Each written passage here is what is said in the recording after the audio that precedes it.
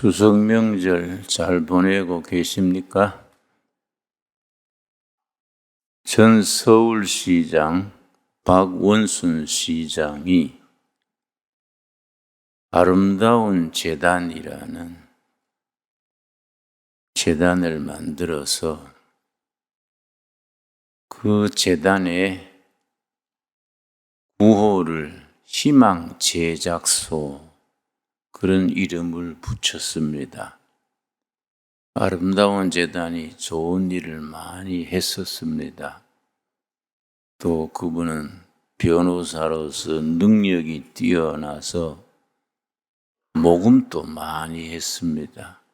아마 듣기로는 수백억을 모금을 해서 주위의 다른 단체들도 나누어 주고 또 아름다운 재단도 크게 발전시켰다고 소문으로 들었습니다. 아름다운 재단의 그 재단의 정신을 희망 제작소라, 희망을 만들어내는 그런 재단이다, 그런 의미지요. 참 좋은 뜻으로 잘 했는데 본인이고만 자살로 끝냈지요. 좀 비극적인 사건 중에 하나입니다. 내가 그 자살한 얘기를 듣고 어떻게 그럴 수 있을까? 희망 제작소라고 이름 지어서 많은 사람이 기대하고 후원하고 좋은 일도 많이 했는데 어떻게 본인이 어려움이 있다고 자살로 끝내면은 그 희망은 어디로 가버렸나? 내가 참 그게 당혹스러웠습니다. 진정한 희망은 어디서 오느냐? 희망이라는 것은 얼마나 우리 인생에 있어서 활력을 주고 인생에 영적으로 새로워질 수 있는 에너지를 주는 발전소와 같습니다. 그 진정한 희망은 어디서 오느냐? 오늘 성경 말씀 베드로전서 3장 15절 말씀에 진정한 희망 제작소는 어디다? 구체적으로 일러줍니다. 베드로전서 3장 15절 신약성경 380페이지 중요한 말씀이니까 다 같이 찾을 수 있기 바랍니다. 저는 빈민촌에서 선교를 오래 했는데 가난에 찌들어서 희망을 잃고 자기 스스로 자기를 파괴시키면서 살아가는 사람들 속에서 수년간을 같이 보내면서 내가 참 고민했습니다. 완전히 좌절하고 자기를 포기하고 사는 사람들에게 어떻게 무슨 약이 될까? 넉마주회에서 밀가루도 열심히 갖다 나르고 또 쌀가마니도 갖다 주고 병든 사람은 병원에 업고 다니고 그걸 참 열심히 했는데 나중에 지쳐버렸지요. 지치고 양식 갖다 줄 돈도 없고 그래서 둘이 마주 앉아서 가족들하고 예배 보면서 예수님을 바로 심어주니까 스스로 일어서더라고요. 예수님은 희망이다, 희망. 그래서 우리 십자가를 하늘을 나타내는 그린 푸른색 십자가를 썼습니다. 하늘은 희망의 상징이니까 우리 십자가를 푸른색 십자가로 희망을 상징하는 십자가로 색깔을 그렇게 쓰곤 했지요. 근데 희망을 심어주고 예수님을 심어주니까 스스로 일어나는 것을 내가 눈으로 보면서 예수님은 희망을 주시는 분이로구나. 진정한 희망 제작소는 교회다, 교회. 교회가 주민들에게, 이웃들에게 예수님을 바로 심어주면 예수님이 그 가정에 희망을 주고 새 출발할 수 있는 용기를 주는구나. 나는 목회 체험에서 그것을 몸으로 깨달았습니다. 베드로전서 3장 16절이 바로 그 말씀이지요. 3장 15절 너희 마음에 그리스도를 주로 삼아. 이 말씀을 좀 넓히면 너희 가정에 그리스도를 호주로 모시고 혹은 너희 교회에 그리스도를 당회장으로 모시고 또 기업하는 분들 같으면 너희 회사에 그리스도를 오너로 사장으로 모시고 그리스도를 주로 삼아 거룩하게 하고 예수님을 모시기 전하고는 달라진 것을 거룩하게 된다고 말합니다. 거룩이란 말은 차별화. 예수님을 모신 뒤에 달라진 것, 그게 거룩한 거지요. 예수님을 모셨기 때문에 너희 삶이, 가정이, 기업이 달라지는 것. 거룩하게 하고 그러면 뭐이 주어지느냐? 너희 속에 있는 소망, 희망이죠, 희망. 예수님을 모시고 나면은 달라지는 것이 전에 없던 희망, 희망을 가지게 됩니다. 왜냐? 예수님은 희망을 주시는 주인이기 때문에. 근데 성경에서는 희망이란 말을 쓰지 아니하고 소망이란 말을 씁니다. 희망과 소망이 같은 말인데 뭐이 다르냐? 목표가 분명한 희망을 소망이라 그럽니다. 성경에서는 그냥 희망이라고 말하지 않고 소망.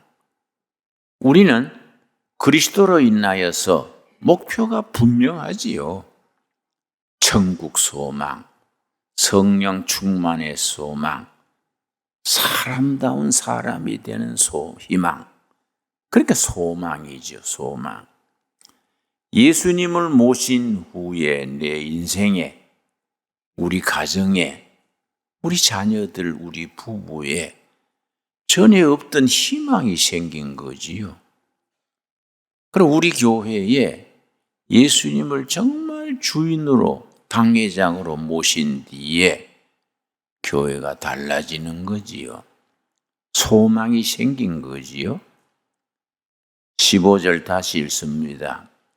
너희 마음에 그리스도를 주로 삼아 거룩하게 하고 너희 속에 있는 소망에 관한 이유를 묻는 자들에게 대답할 것을 항상 준비하되 온유와 두려움으로 하라. 예수님을 모신 뒤에 생긴 희망, 목표가 분명하니까 소망에 대해서 주위의 사람들이 묻는 겁니다. 세상 사람들이 물어요. 자네 요새 달라졌어. 전하고 겉보기는 달라진 것이 없는데 사람이 당당해지고 씩씩해지고 꿈이 생기고 자네가 달라졌어. 그 이유가 뭐지? 그러면 대답하는 거예요. 그 대답하는 것이 선교예요. 선교. 미션, 선교. 선교가 다른 게 아니고 예수님을 모신 뒤에 내 삶이 달라진 이유, 그걸 설명해 주는 것이 선교지요. 네 속에 있는 소망에 관한 이유, 뭐 때문에 달라졌냐? 무슨 이유로 변화되었느냐? 그걸 묻는 자에게 대답할 것을 준비하되 온유와 겸손으로 하라. 온유는 하나님 앞에 온유입니다. 사람과의 온유입니다. 겸손은 하나님 앞에 겸손입니다. 사람들 앞에 온유함으로 참 평화롭고 부드러워지는 변화. 겸손은 하나님 앞에 낮아져서 자기 주제를 파악을 하고 겸손해지는 거지요. 그래서 베드로전서 3장 15절이 굉장히 우리 삶에 중요한 구절입니다. 우리 한 음성으로 한번 같이 읽겠습니다. 너희 마음에 그리스도를 주로 삼아 거룩하게 하고 너희 속에 있는 소망에 관한 이유를 묻는 자에게는 대답할 것을 항상 준비하되 온유와 두려움으로 하라. 여러분, 이 말씀이 여러분 심령에 살아있는 말씀으로 응답되기 바랍니다. 여러분, 제가 내 서재에 책을 하나 가져왔습니다. 희망의 원리, 이런 책이 5권으로 된 독일의 책인데 번역이 되어 있습니다. 5권 중에 1권과 5권을 내가 가져왔습니다. 희망의 원리. 독일 철학자 중에 에린스트 브로크라는 철학자가 쓴 책입니다. 희망의 원리. 독일어로 Das Prinzip Hoffnung. 희망의 원리. 아주 이건 참 명저입니다. 이 사람은 크리스찬이 아닌데 이 사람의 희망의 원리 이 책을 읽고 신학자 중에 윌겐 몰트만이라는 신학자가 희망의 신학, 데오로기 호프누, 희망의 신학을 발전시켜서 많은 성도들에게 신학자들에게 영감을 주고 용기를 주셨습니다. 희망의 원리, 이 사람은 너무 가난해가지고 아내는 아르바이트 나가고 갓난아기를 업고서 원고지에 한 글자 한 글자 쓴 책이 희망의 원리 5권인데 최고로 가난한 빈곤한 자리에서 희망을 쓴 겁니다. 희망의 원리. 여기에 희망에 대해서 6가지 정의가 있습니다. 내가 읽으면서 꼭 성경 말씀과 같구나. 희망은 첫째, 인간은 보다 나은 내일을 위해 희망을 품고 산다. 인간이 값어치 있는 것은 지금 아무리 힘들고 빚잔치하고 몸에 병들고 집안이 막 콩가루 집안이 돼도 내일은 더 좋아지겠지. 내 은혜는 더 좋아지겠지. 인간은 내일에 대한 희망을 품고 살아간다.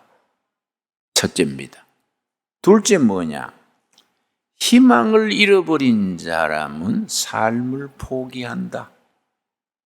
우리나라가 불행하게도 13년째 전 세계에서 자살률이 제일 많습니다. 자살 공화국 그래요. 왜 자살합니까? 희망을 잃어버리면은 자살을 하는 거이지요. 그러니까 우리가 자살공화국 대한민국 그 불명예스러운 자리를 벗어나야 되지요. 희망을 잃어버린 인간은 자기를 포기하게 됩니다. 세 번째, 희망이야말로 절망과 좌절을 이기게 하는 에너지, 힘이다. 희망을 품은 사람은 아무리 현실이 고달퍼도 극복할 수 있는 힘이 생기는 겁니다. 그 희망을 누가 주느냐? 예수 그리스도를 주인으로 모시면은 그리스도께서 내 삶의 주인이 된 뒤에, 우리 가정의 호주가 된 뒤에 그리스도께서 희망을 주시는 겁니다. 세상 사람들이 묻는 거예요. 자네 옛날처럼 달라진 거 없는데 아직 빚잔치하고 주머니 속에 먼지밖에 안 들어있고 아무 달라진 게 없는데 어떻게 사람이 삶이 변했느냐? 그렇게 당당하게 씩씩하게 살아가느냐? 그거 이유가 있어. 예수님을 주인으로 모셨기 때문이야. 예수 믿고 난 뒤에 내가 팔자가 달라졌어. 우리 집안이 달라졌어.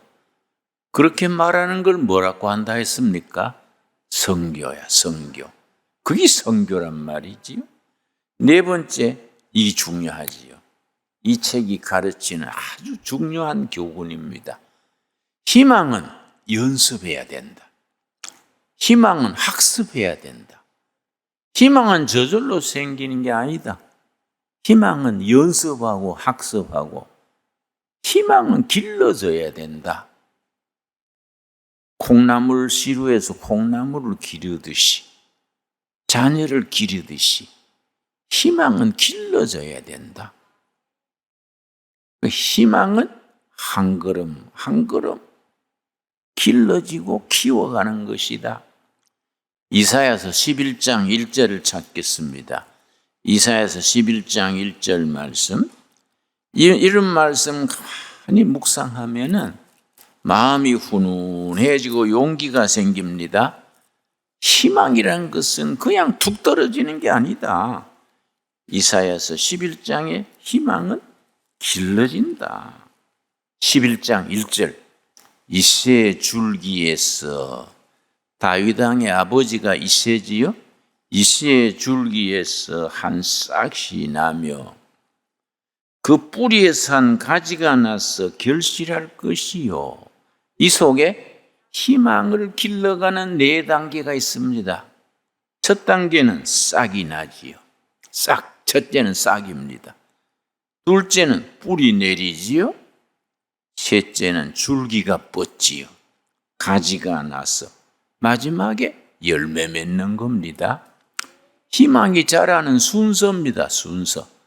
희망은 학습해야 되고 연습 훈련 받아야 되고 희망은 길러져야 된다. 길러지는 과정이 네 단계를 거친다. 첫째가 뭡니까? 희망의 싹이지요. 둘째가 뭡니까? 뿌리 내리지요. 세 번째 뭡니까? 가지가 뻗는 겁니다. 마지막에 가서 열매 맺는 거지요. 희망의 열매를 맺게 되는 겁니다.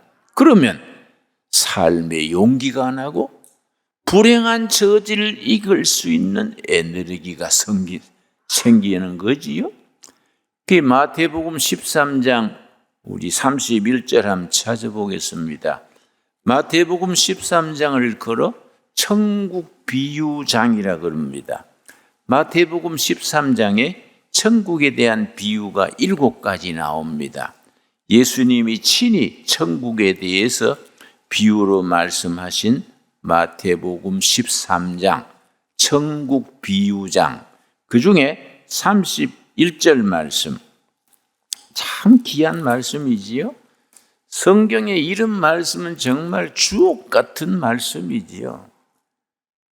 나는 대학 시절에 철학가이기 때문에 유학도 공부하고 대학 시절에는 신앙을 떠나서 사찰에 가서 금강경 이런 불경도 공부하고 했었는데 성경은요 차원이 다릅니다. 차원이. 성경의 깊이라는 것은 다른 종교의 경전하고는 질이 다릅니다. 읽으면 읽을수록 깊이 있고 세월 속에서 우리에게 영적 힘을 줍니다. 마태복음 13장 31절 또 비유를 들어 이르시되 천국은 마치 사람이 자기 밭에 갖다 심은 겨자씨 한 날 같으니 겨자씨에 비유했습니다. 겨자씨 시중에 작은 씨가 겨자씨입니다. 손바닥에 넣고 훅 불면 날아가 버려요. 아주 작은 씨인데 이게 싹이 트는 겁니다. 뿌리 내리고 가지 뻗어서 큰 나무가 됩니다. 이 천국은 거기에 비유한 겁니다. 32절 이는 모든 씨보다 작은 것이로되 시중에 작은 씨로되 생명이 있는 거예요. 생명은 희망을 주는 거지요. 작은 것이로되 자란 후에 풀보다 커서 나무가 되매 공중의 새들이 와서 그 가지에 깃들이니라. 아주 작은 씨지만은 생명이기 때문에 희망을 주고 희망을 주니까 용기를 주고 다시 시작할 수 있는 힘을 주는 겁니다. 그래서 싹이 트고 뿌리 내리고 가지 뻗어서 큰 나무가 돼서 새들이 깃들고 나그네들이 안식을 하고 거기서 나무 밑에서 잔치를 벌이는 겁니다. 하나님의 나라를 그렇게 비유했습니다. 여러분, 이 희망의 원리에 나오는 희망에 대한 이야기 중에 5번째가 뭐냐 하면은 인간은 언제 인간이 인간답게 되냐? 희망을 가지면은 인간은 인간답게 된다. 우리 주위에 정말 머리 좋고 똑똑한 청년들인데 바른 가치관, 바른 희망을 가지 못해서 폐인으로 떨어지는 청소년들이 너무 많습니다. 우리나라 청소년들요, 너무 아까워요. 낳을 때는 똑똑하게 낳았는데 키울 때는 등신처럼 키우는 거예요. 잘나가지고 부모 사회가 망가뜨리는 겁니다. 희망은 인간을 인간답게 바른 정신, 바른 가치관, 바른 목표를 가지고 인간이 사람이 사람 구실하게 해주는 것이 희망이에요. 희망. 6번째가 뭐이냐? 희망 중에 최고의 희망은 뭐이냐? 부활의 희망, 천국의 희망. 사도행전 24장 15절 보겠습니다. 사도행전 24장 15절 말씀. 우리가 희망을 얘기할 때에 희망의 종점이 뭡니까? 사도행전 24장 15절 말씀. 24장 15절. 희망의 진정한 희망은 어떤 희망이냐? 24장 15절 말씀. 그들이 기다리는 바 하나님께 향한 소망, 희망이지요. 하나님을 향한 희망, 소망을 나도 가졌으니 곧 의인과 악인의 부활이 있으리라 함이니이다. 우리가 희망을 가지는 근거가 마지막 근거가 뭐냐? 부활이야, 부활. 부활신앙, 천국신앙.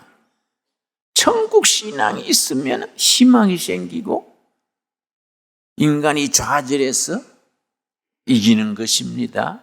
여러분, 나는 우리 형님, 내보다 4살 위인 형님, 내가 자주 간증합니다마는 나를 정말로 목사가 되게 한 길잡이예요. 나는 목사 될 생각 조금도 없었는데 내가 정말로 목사가 되게 하는 결정적인 계기는 우리 형님이 줬어. 형님은 일본에서 태어났는데 내보다 4살 위요.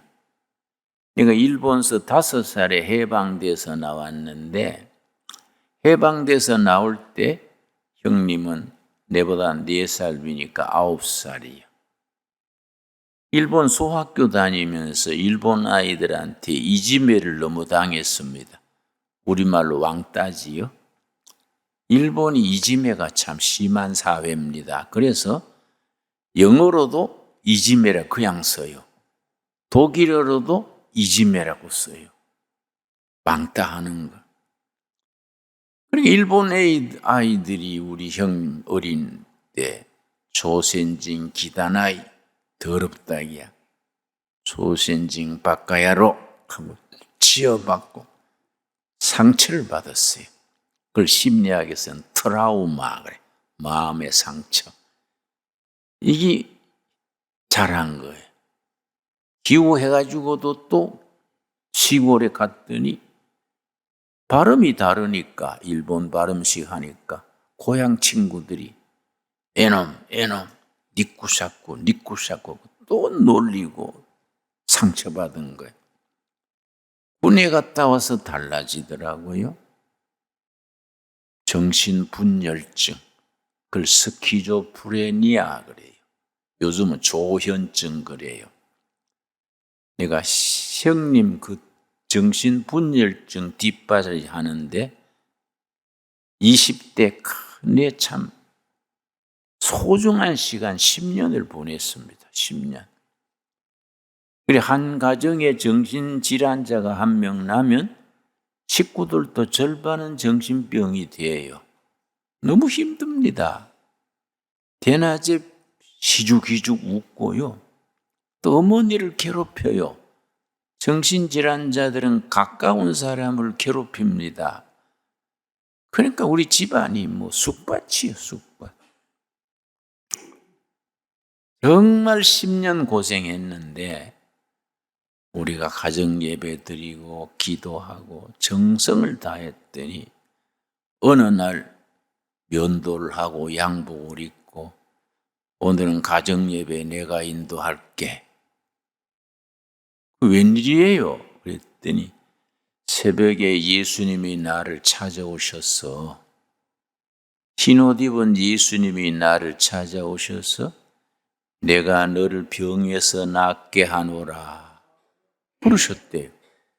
우리는 정말인지 아닌지 이해가 안 가잖아요. 10년간 고생했는데 오늘 내가 예배 인도할게 라고 찬송가 예수님은 누구신가 우는 자의 위로와 그 찬송 부르고 성경 한 절 찾아서 자기 예수님 만난 간증하고 사도신경으로 끝냈는데 눈동자가 너무 편안한 거예요. 참 우리가 그 뒤로 집안이 지옥에서 천국으로 바뀐 거예요. 그러다가 간경화증으로 간이 굳어지는 숨을 거두었는데 숨 거두는 날 아침에 피를 토했어요. 세수대에 피를 왈칵 토하더니 숨 거두는데요. 병원에 갈 여가도 없었어요. 얼굴이 천사요, 천사. 천사 같은 얼굴로 변해요. 만면의 웃음을 띠면서 동생들 나 오늘 예수님 날아간다. 동생들 고마워. 나 때문에 고생 많이 했어. 내가 땅에서는 동생들 신세 못 갚아도 천국 가서 예수님한테 동생들 뒤봐달라 할게. 그러고 만면에 웃음을 뗐는데 너무너무 감동했어요. 깜짝 놀래가지고 우리는 황홀하게 쳐다보는 거예요. 그때 내가 우리 형님 성공했구나. 성공 아닙니까? 10년 정신병을 해도 평생을 밑바닥에 헤매도 천국 갈 때 하늘이 열리고 천사같이 죽을 수 있으면 그 소망, 그 희망이 성공한 거 아닙니까? 감탄을 해가지고 10년간 형님 때문에 고생하던 게 눈 녹듯이 녹아지고, 야, 우리 형님 훌륭하구나, 성공했구나, 감동을 해서 쳐다봤는데 형님이, 동생들 나 예수님 날아가는데 찬송 한 곡 불러줄래? 그래서 우리 가족들이 예, 무슨 찬송 부를까요? 그랬더니 웃음 가득히 띠고 내 영혼이 은총 입어, 그 불러달라 했습니다. 우리 동생들이 감동의 눈물 흘리면서 불렀습니다. 내 영혼이 은총 입어 중한 죄짐 벗고 보니 슬픔 많은 이 세상도 천국으로 화도다. 할렐루야 찬양하세. 내 모든 죄 사함 받고 주 예수와 동행하니 그 어디나 하늘아. 기맥힌 찬송이에요. 높은 산이 거친 들이 초막이나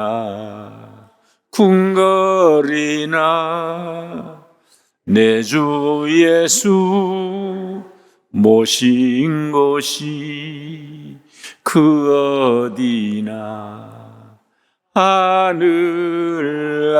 하늘나라. 할렐루야 찬양하세. 내 모든 죄 사함 받고 주 예수와 동행하니 그 어디나 하늘나라. 3절 끝날 때 형님이요, 기쁨이 넘쳐서 앉은 채로 손을 탁 들면서 야, 예수님 마중 나오시네. 그러고 앉은 채로 숨 굳었어요. 너무너무 은혜 받았어. 인생 산다는 건 이거구나. 뻘밭에 헤매도, 정신병으로 헤매도 하늘 문이 열리고 예수님 마중 받으며 천국 들어가는 거, 그게 성공한 인생 아닙니까? 나는 그때부터 천국에 대한 확신이 딱 들어박혔어. 나는 지금 죽어도 형님 계시고 어머니가 계시는 천국으로 바로 간다, 확신이 있습니다. 내일 아침에 해가 동쪽에서 뜨는 것 이상으로 난 지금 숨져도 천국 간다. 너무너무 소중한 희망이요, 너무 소중한 소망이요. 여러분, 소망이 우리를 행복하게 합니다. 행복하게 합니다. 여러분, 구약 성경에 예레미야 29장 11절 말씀, 우리 한번 같이 읽고 마칩시다. 예레미야 29장 13절 말씀, 11절 말씀. 예레미야 29장 11절. 참 성경 말씀은 너무너무 위대하고 너무너무 깊고 너무너무 살아있는 말씀이지요. 예레미야 29장 11절 말씀. 여호와의 말씀이니라. 너희를 향한 나의 생각을 내가 아나니 평안이요 재앙이 아니니라. 너희에게 미래와 뭡니까? 희망을 주는 것이니라. 여호와의 뜻은 우리에게 재앙이나 실패나 좌절이 아니라 희망을 주시는 여호와. 우리를 향한 여호와의 뜻은 재앙이 아니다, 실패가 아니다, 불화가 아니다. 미래를 주시고 희망을 주시는 하나님, 여러분 할렐루야 응답하기 바랍니다. 우리 하나님은 너희를 향한 여호와의 뜻은 재앙이 아니다, 저주가 아니다, 실패와 좌절이 아니다. 미래를 주고 희망을 주는 하나님이다. 희망의 주인 되신 여호와를 우리가 찬송하는 신앙 되기 바랍니다. 기도하겠습니다. 여호와 아버지 감사합니다. 예수님을 모신 이로 내 심령에 희망이 깃든 것 감사합니다. 우리 가정에 희망이 자라는 것 감사합니다. 우리 교회가 희망을 가꾸어가는, 희망을 연습하고 희망을 배우는 교회, 희망 제작소가 되게 하여 주시옵소서. 희망 메이커가 되게 하여 주시옵소서. 여호와 아버지, 너희를 향한 여호와의 뜻은 재앙이 아니다, 실패가 아니다, 좌절이 아니다, 낙담이 아니다, 미래를 주고 희망을 주는 여호와다. 아멘. 믿습니다. 예수님을 주인으로 모신 뒤에 우리에게 생겨진 희망, 소망을 사람들이 물을 때에 대답하는 선교사가 되게 하여 주시옵소서. 예수님 이름 받들어 기도드렸사옵나이다. 아멘.